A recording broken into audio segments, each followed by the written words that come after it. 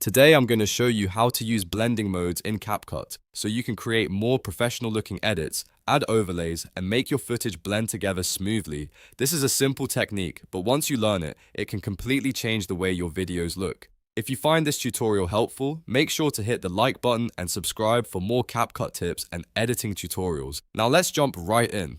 First, you want to set up your timeline correctly. Take your base background footage and drag it onto track 1. This will be the main layer that everything else sits on top of. Then, take your overlay clip or image and place it directly above that on track 2. This top layer is what you'll be blending into the background. The key here is making sure your layers are stacked properly, because blending modes only work when you have a clip sitting on top of another clip.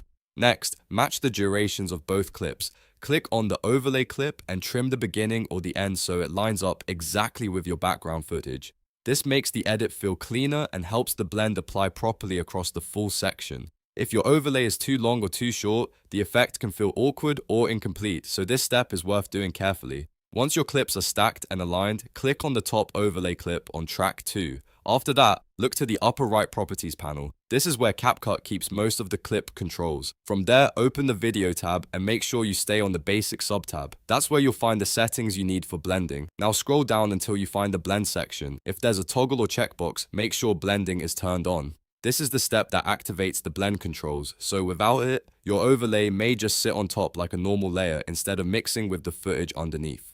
After blending is enabled, you'll see the mode drop-down menu. It will usually say normal by default, which means the overlay is not blending in any special way yet. Click that drop-down and you'll see a list of different blend modes. This is where the magic happens. If your overlay has a black background, try Screen or Brighten. These modes are great for things like light leaks, fire, spark effects, glows, and lens flares because they remove the dark areas and keep the bright parts visible.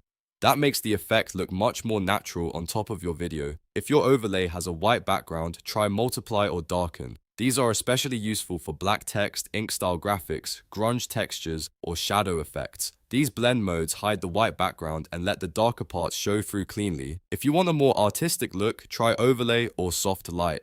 These are excellent for textures, color washes, and subtle visual enhancement because they blend the top layer with the footage underneath while still keeping highlights and shadows visible. This is a great way to add depth without overpowering the scene. Once you've chosen your mode, don't stop there. Go to the opacity slider just below the mode selector. Drag it to the left if the overlay looks too strong or too harsh. Lowering the opacity helps soften the effect and gives you more control over how visible the blend appears. Sometimes the best result comes from combining the right blend mode with a slightly reduced opacity. The easiest way to learn blending modes is to experiment.